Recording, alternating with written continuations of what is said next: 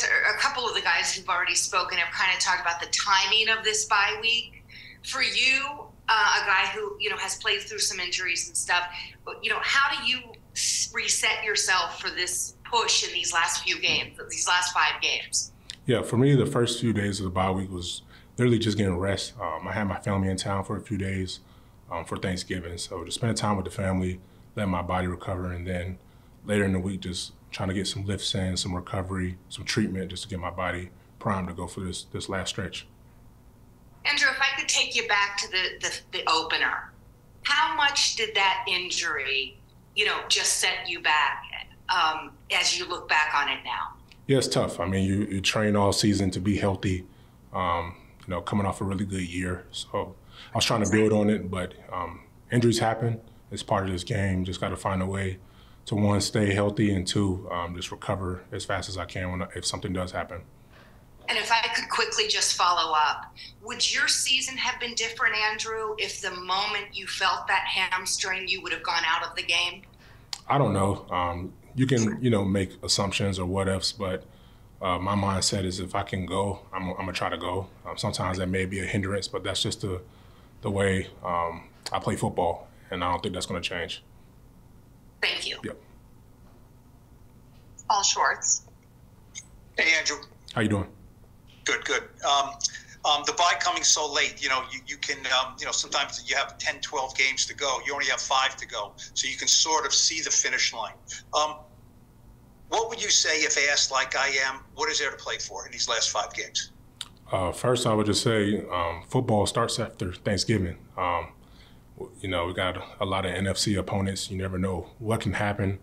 And then outside of the playoffs, I said this earlier in another interview, we get an opportunity to play football. Like this has been our dream for a long time. So anytime you step on the field, you want to, put your best foot forward.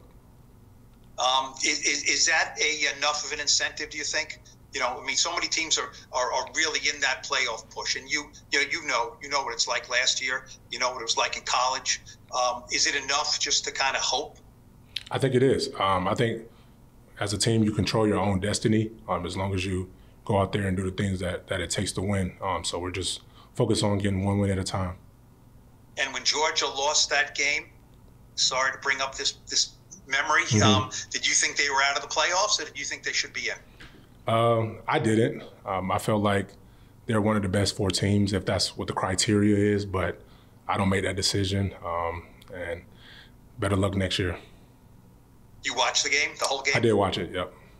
Yeah. Any remote controls being thrown around or anything, or are you pretty calm? Nah, I got pretty hyped.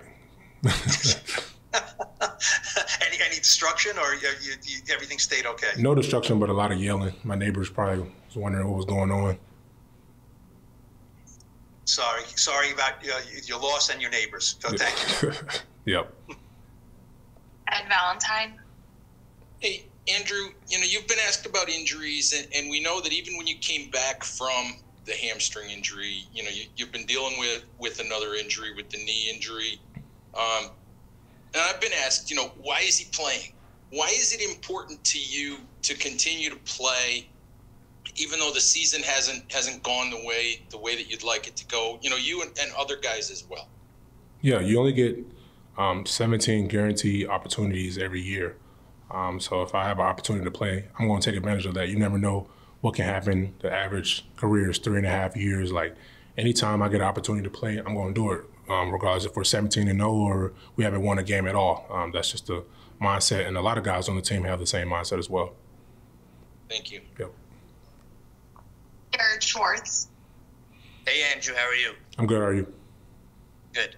Just as a lineman, DeVito being a rookie, Tyrod Taylor being a longtime vet, just what are some of the differences, you kind of notice, between the two? Yeah, obviously, Tyrod, the veteran presence, like he's been in the league, I think it's 13 years. DeVito brings in like energy, juice. He's, still learning the game, and, that works out for him.